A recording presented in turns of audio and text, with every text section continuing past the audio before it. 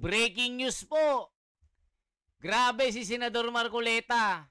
Hindi talaga inaasahan ni Ping Lacson yung mga tanong na ito.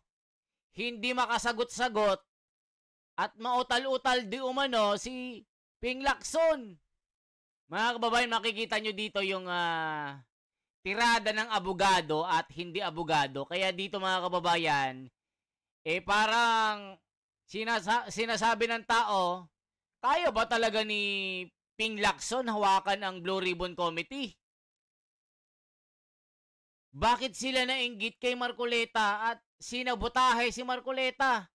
Ito po ang tanong ng taong bayan na gusto talaga si Marcoleta na humawak ng Blue Ribbon kasi nga patas ang pagtingin. Dito kay Ping Lacson, halaka. Meron pa bang mangyayari no totoo na investigasyon o lulutuin lang ito? Halaka. Ito na pong balita. Nakausap yung abogado ng Diskaya. Kailangan meron kayong matukoy na senador sapagkat makokontempt kayo. Nasa akin po yung text message, Mr. President. Sa mga tweet, gusto lang nilang magpangalan. Hindi po mabuti yun. Kailangan po, sa tulong na rin po ni Senator Lacson, total naumpisan na yung mga contractors, naumpisan na itong mga kawani at opisyalis ng TPWH na talagang kandidato na po talaga sa impyerno. Matukoy po talaga kung sino-sino po yung palaging kausap ni Yusek Cabral na sila po yung sindikato dito. Para po yung walang kasalanan ay huwag pong madamay. Maraming salamat po, Mr. President. Salamat po, Your Honor. Yeah, maraming salamat po rin sa ating distinguished gentleman from Tarlac and the Republic of the Philippines.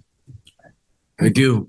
Senator Alan Peter Cayetano, the erstwhile minority leader, is recognized. Mr. President. Dito mga kababayan ako, makikita nyo talaga ang isang yung mga style ng abogado at hindi abogado. Makikita nyo talaga yung tindig pa lang at yung talino. Makikita nyo dito, parang hindi bagay si Tito Soto at Ping Lacson na humawak dito. Yan ang sinasabi ng taong bayan, magiging sarswela at guni-guni ito. Ito yung sinasabi kasi parang meron silang pinagtatakpan Yun ang sinasabi ng komento President, hindi pa naman, but thank you for that. And may I ask one of my mentors, Senator Lacson, if I can ask a few questions. Willingly to the gentleman from Taguig and the Republic of the Philippines. Thank you po. So let me start with the biblical principle and why I agree with you, Senator. No? Kasi sabi po sa Bible, it's not enough to do good. We have to prevent evil. So I'm happy that despite na mas pinipick up talaga ng media in general, whether social media, prime media, yung expose nyo like last time, you took the time to go through the various laws and to remind us. Kasi syempre ang common thinking, wala naman nangyayari dyan, na-absuelto din. No? But I do appreciate it. Kasi nga it's not enough na ma-expose, it's not enough na may solusyon, ito tama, yan ang hinahanap. Kailangan talaga may managot. And I was thinking about it kanina, Senator, kasi kaya ako nasabing mentor, nakasama kita nung husto nung panahon ng cheating. Hello, Garci. So ngayon parang hello... Darcy. Hello, Darcy naman po ba to? Basta yung, or ano yung sine? Hello, goodbye. Can you please just hear me out? No, I'll work. Ayan mga kababayan, panoorin po natin ito. Talagang magugulat kayo sa birada po ni Marcoleta dito na hindi aasahan ni Ping Lacson. Mamaya makikita nyo mga kababayan, mapapahiya si Tito Soto at Ping Lacson. Hindi makasagot-sagot dito. Halaka. I-check po natin. Ang lupit nito, bakit nila sinibak si Marcoleta? Yan ang gusto ng taong bayan, hindi yung mga, hindi naman mga abogado ito, pero bakit sila ang inupo dito? Nasa botahe talaga si Marcoleta. Hello, love, goodbye. Parang hello, may kontrata, love kong gawin to, tapos goodbye, wala pa palang ginagawa na bayaran na, no? So yung first question ko, Senator, is related to yung sinabi ni Senator Villanueva na if you cannot convince them, confuse them, so mukhang ang strategy, at narinig ko na to even before the speeches, na pagka nilabas nyo to, dadamay ko na lahat. So ang problema natin ngayon, sinong totoo at hindi. So first question ko, Senator, are you in favor na yung klarong-klarong involved, simulan na yung kaso sa kanila? Definitely. And I hope the will of justice will grind more quickly this time. Kasi habang nakakulong sa atin, custody, no, nasa custody natin si Bryce Hernandez dahil na-contempt siya kahapon, kung mabilis lang sanang makapag-file ng kaso, no, starting with a complaint to be filed before the Ombudsman or the Department of Justice, mabilis po rito yung malversation through falsification. Kasi kung plunder po yung ating ipafile, alam mo naman natin, 10 taon, 12 taon, tapos may speedy trial pang i-invoke.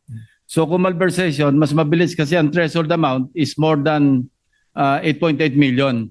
No bail na po ito. Of course, naipen po ito ng isang retired Supreme Court Chief Justice at yun yung umiiral na batas na kung saan mas madaling i-prove Kasi tulad nito, malinaw na kulang-kulang yung pirma, hindi naman kompleto, mga litrato talagang halatang pinalsify, swak na swak po and I would say open and shut case kung ipapile. And I intend to submit, as I already promised, no, committed to him, to Secretary Vince Dizon, lahat po ng aming nakalap, lahat ng dokumento, lahat ng attachments, ibibigay ko sa kanya para kung ma-constitute na yung independent commission para magpa-file. Ano? I think they're just waiting for the issuance of the executive order. O yan mga kababayan, ang tanong ng bayan, baka naman yung dito, maliliit lang na isda ang makulong. Paano naman yung mga binanggit na mga malalaking isda na buhaya? Saldico, Martin Romualdez, yung mga congressman na dinawit, mga pumirma sa impeachment. Ito sinasabi ng Marcoleta, walang pagtatakpan dito. I-sure nyo lang kasi nakabantay kami dito na taong bayan. Tapos, ang lakas ng loob nyo na isabotahe si Marcoleta. Tapos, agsagawa kayo ng mga sarili nyong investigasyon para guluhin si Marcoleta. Ang balak nyo magtayo ng independent body ngayon, inagaw nyo kay Marcoleta ang Blue Ribbon Committee. Yan ang sinasabi ng taong bayan. Bakit nyo sinabotahe si Marcoleta? May tinatago kayo? Yung bossing nyo? Baka mamaya yung mga bagman lang ang makulong dyan. Diba no mga pasabog ni Diskaya na lahat ng mga congressman, lahat nasa kongreso? Yung interview ni Ginisa si Pacifico, gusto na merong banggitin na senador, kahit wala naman, pinipilit ng isang congressman yung mag-asawa na kumanta. Pag hindi, iko-contempt sila. Ayun ang sinasabi mga kabayan. Kaya nalaman ni Marcoleta yung sikreto ng pag-iimbestiga ng kongreso na mali. Para na sa ganun, ma-transmit niya na agad at masimula na agad yung pagpapile ng complaint. Kasi hindi rin madali. Medyo process yung preliminary investigation. Kung ombudsman man yan, baka mamaya idaan pa sa fact-finding investigation. Hindi agad-agad mag-PI. So yun po yung ating problemang hinaharap. Na kaya nawawala ng gana yung ating mga kababayan sa tagal. Yes. Actually, Sir President, nasagot mo na rin yung susunod kong tanong, which is, well, technically, no, which is, will you be in favor of partial committee reports kung klarong-klaro? Kasi nga may sistema na rin ang ombudsman na pagka nang galing sa Senado o House, no? So I know it's fraught with dangers and you don't have to answer me now. But just to your point, di ba na if the investigation takes us till the end of the year sa dami at saka pa tayo mag-committee report, may pangalawang debate dito sa committee report. Pero halimbawa, may nakita na kayong, as of now, Mr. President, ilan po yung nakita nyo na ghost na klaro? Napakarami. Sa Bulacan po, hindi lang namin sinama. Ang bilang namin, mga 30 So for example lang, Mr. President, no?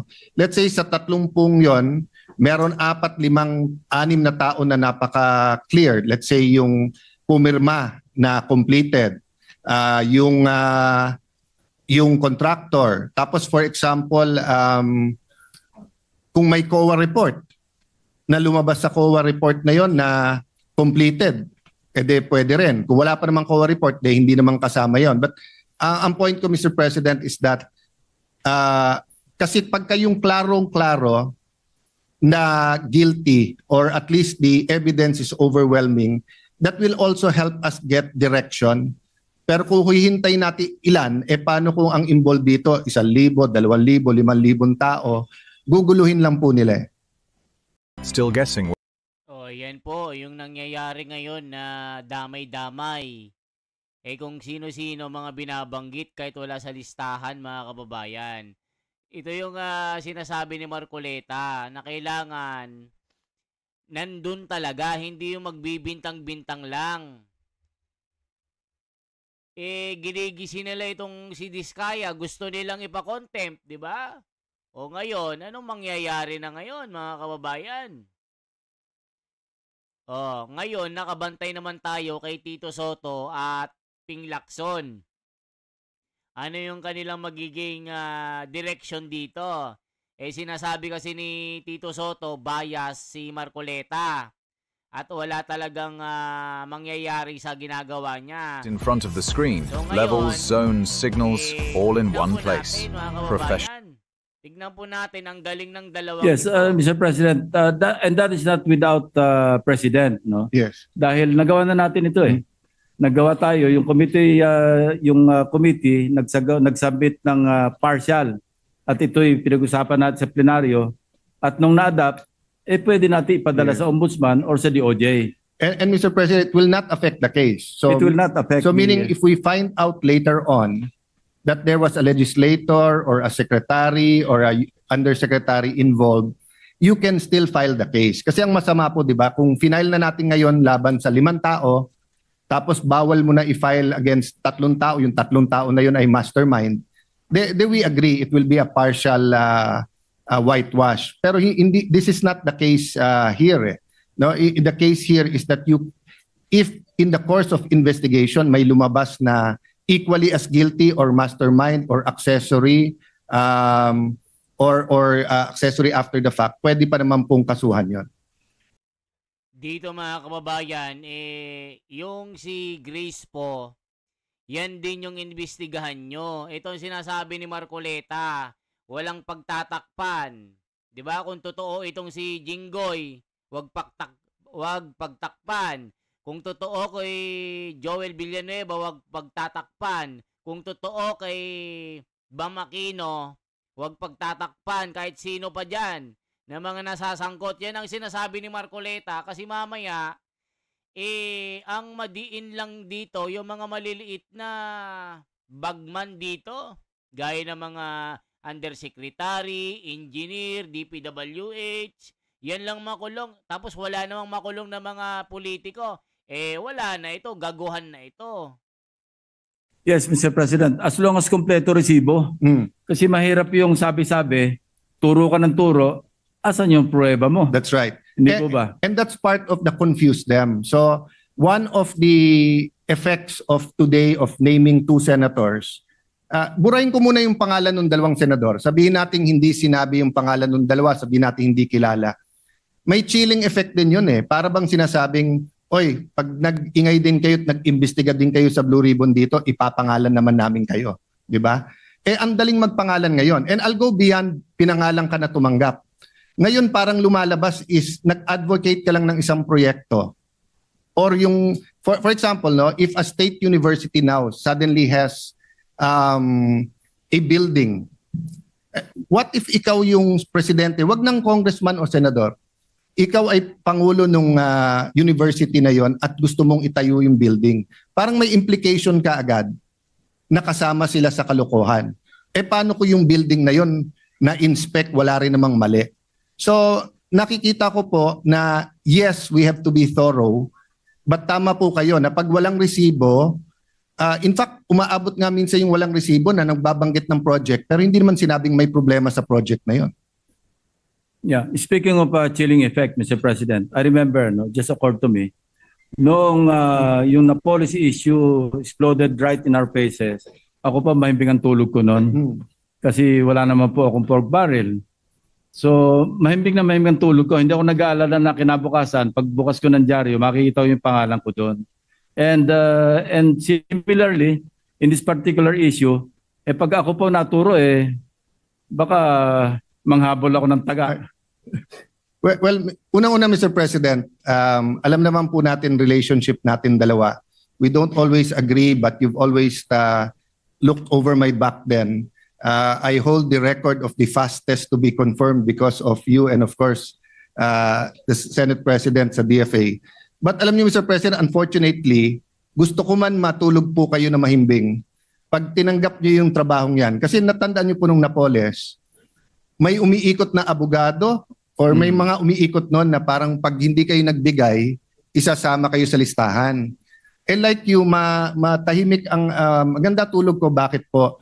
Because medical, ginagamit ko po noong time na yon yung pork barrel, pero panay medical assistance and walang cash. Hindi ako naglagay sa kahit anong NGO, sa kahit anong so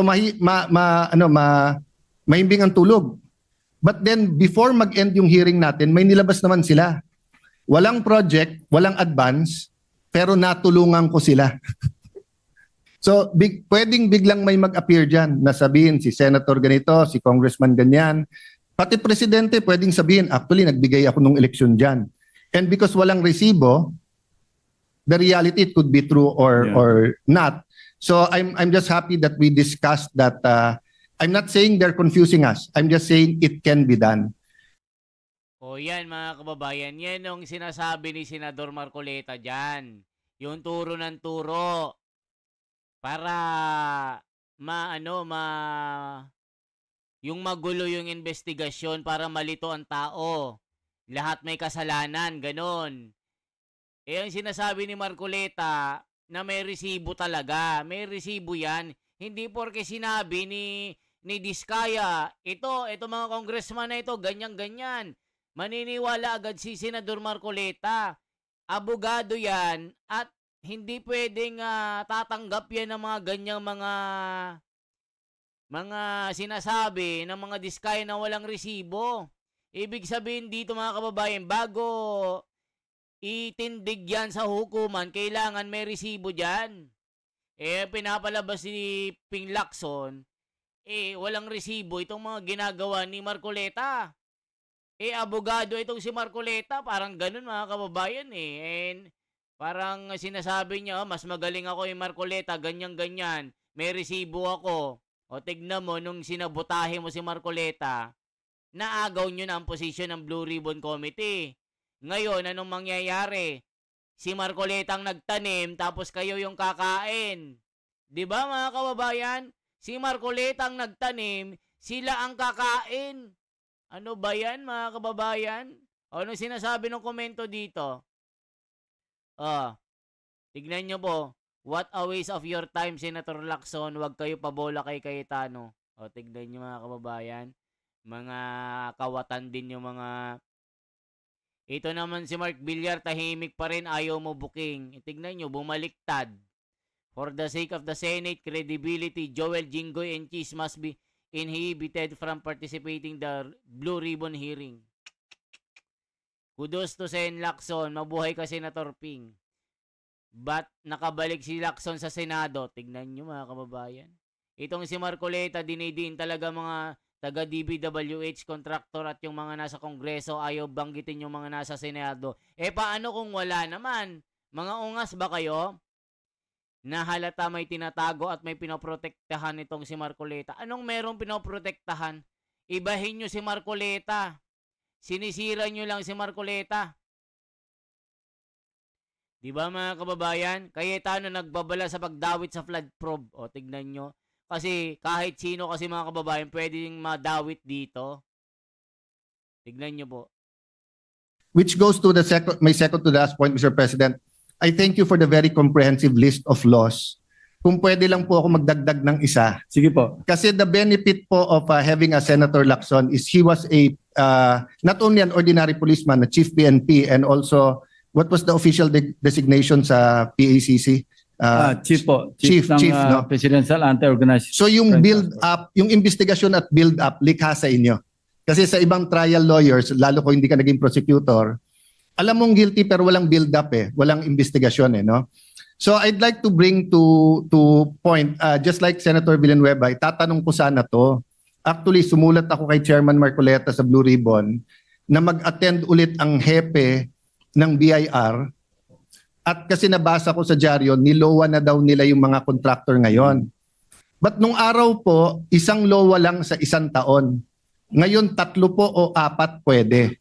So maraming nagrereklamo na tuloy-tuloy yung mga lowa. So gusto ko sanang malaman, kaya sumulat ako, pinapacheck ko sa staff ko kung sumagot ang BIR. In the last 3 years kaya, etong nakakakuha ng bilyon-bilyon, na-issuean kaya to ng LOA ng BIR, ng regional directors? Millions of traders. O yan po ang nangyayari mga kababayan. Anong sinasabi ng mga komento? Si Marcoleta dapat nandyan. Ayaw ko si Lacson. Kuratong balileng yan. Grabe naman kayo. Kahit ayaw ko kay Marcoleta pero tama naman talaga siya. Tignan nyo. Tama naman si Marcoleta. Dapat mapinpoint kung sino kausap ni Bonoan at Cabral. Totoo. Kung sino ang kausap ni Bonoan at Cabral, dapat mapinpoint yan. Kasi mamaya pagtakpan lang yan. Naku po mga kababayan, ito na naman tayo. Obviously, o tignan nyo mga kababayan, no? Obviously daw, pinoprotektahan si Estrada at Villanueva. Hindi nyo kasi maget si Cayetano. Sana lahat ng politiko matino gaya ni Marcoleta. Escudero, Jinggoy at Joel, naku, naninilikado. Like what Mr. Marcoleta have said, find out who is or are the proponents of the project and present to the public. Ayan, dapat bitay po ito. Dapat mabitay po ang mga kupal na ito, mga kababayan. Kaya mag-comment po kayo. Tignan nga natin yung ibang balita dito. Ito po. I-check po natin. Talagang magugulat kayo dito sa sinasabi ng balitang ito. Kaya mag-comment po kayo mga kababayan ko para malaman natin na ito po. Ano, nasa na yung balitang ito? Check natin. Para malaman natin yung mga iba pang opinion dito at mga balita ng mga ano. Nasa na yung balita ng Net25? Net25 para maganda. Net25. Nasaan yung Net25? So, yan po ang balita mga... Oh, eto po. Pakinggan po natin yung Net25. Ito po. Senador Alan Peter Cayetano nagbabala sa chilling effect ng pagdawit sa mga senador sa flood control anomaly. Samantala, empleyado na nagpapanggap na staff ni Senador Jinggoy Estrada pinaiimbestigahan na. Si Mean Corvera sa detalye ng balita. Mean?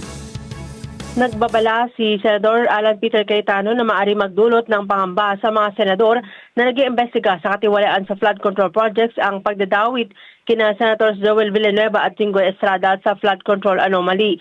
Lumilitaw kasi na maaring pangalanan ng sinuman kahit pa ang Pangulo ng Bansa, kahit walang katibayan basta may larawan. Ang problema anya ngayon kung alin ang totoo o hindi. Itinulad pa ni Cayetano sa Napoles Pork Barrel Scam kung saan may umikot na abogado na nagbanta sa ilang personalidad na isasangkot kapag hindi nagbayad. Pero tugon ni Senator Ping Lacson, hindi siya nababahala dahil hindi siya nasangkot sa anumang anomalya. Payo niya, mas mabuting isa publiko kung sino-sino ang mga senador na nagpasok ng kanilang amendments o insertions sa panukala o sa national budget at tignan kung para sa mga proyekto ginamit ang kanilang amendments. Si Lacson ang magpapatuloy ng pag-iimbestiga sa mga kaso ng katiwalian sa flood control projects. Narito ang bahagi ng pahayag ng mga mambabatas. Sabihin natin hindi sinabi yung pangalan ng dalawa, sabihin natin hindi kilala. May chilling effect din yun Para bang sinasabing, oy, pag nag-ingay din kayo at nag-imbestiga din kayo sa Blue Ribbon dito, ipapangalan naman namin kayo. Di ba? Ang daling magpangalan ngayon. Yung na policy issue exploded right in our faces. Ako pa mahimbing ang tulog ko noon. Kasi wala naman po akong pork barrel. So, mahimbing ang tulog ko. Hindi ako nag-aalala na kinabukasan. Pagbukas ko ng dyaryo, makikita ko yung pangalan ko doon. Samantala, pinaiimbestigahan na ni Estrada ang isang empleyado ng Senado na si Beng Ramos na nagpanggap na staff niya. Si Ramos ang tinukoy ni Assistant Engineer Bryce Hernandez na umano'y kumuha ng komisyon ng Senado para sa flood control project sa Bulacan. O yan mga kababayan. So ngayon po, ano bang reaction ni Attorney Sal Panelo sa palitan ng Blue Ribbon Committee at dito sa Senate President? I-check nga natin. Attorney Sal, ugong-ugo ngayon Attorney Sal sa social media at lumabas na rin sa ibang mga news agency yung may rumor kasi na magkakaroon ng kudeta na papalitan ng leadership ni Martin Romualdez dyan sa Congress. And sinasabi nila, isa sa frontrunner ay si Alvin Benitez, Congressman Alvin Benitez. Lumulutan din pa nga ni Congressman Chanco and even presidential son, Congressman Sandro Marcos, na pwedeng pumalit kay Speaker Martin Romualdez. And kahit nga sa Senate Attorney Sal, sinasabi din nila na papalitan daw si Senate President Cheese Escudero ni Senator Tito Soto. What's your take on that, Attorney Sal? Pwede mangyari today or anytime this week? Naku, matagal ko na narinig yan. Hindi na ba nangyayari? Alam mo, kagabi, yung mga pa-picture sa ating mga kababayan natin. Para siyempre, palagi yung unang tanong, Sir, kumusta na si Presidente Duterte? Sir, kailan makakabalik? Standard ang sagot ko, makakabalik lang yan kung matuto na kayong lumabas sa kalsada. Pag hindi kayo lumabas sa kalsada, hindi makakabalik yan. That's the only way for him to come back here. We have to go to the streets in a peaceful rally and ask the government to bring him back. Yun lang. Pareho rin yan. Yung mga kupupong yan, wala rin nangyayari dyan. Kung ang presidente ng bansa ay kasabwat, kasama, hindi siya lalayo doon sa mga kapartido niyang sumisira sa kanya. So yan ang mga balita mga kababayan. Ano masasabi nyo dito? So i-comment nyo po. Ako po si The Wonders Philippines. Sana po i-like at i-share nyo po itong nangyayaring ito para malaman nyo po talaga kahit saan kayo mga OFW. Salamat po ng marami mga kababayan. Mabuhay po.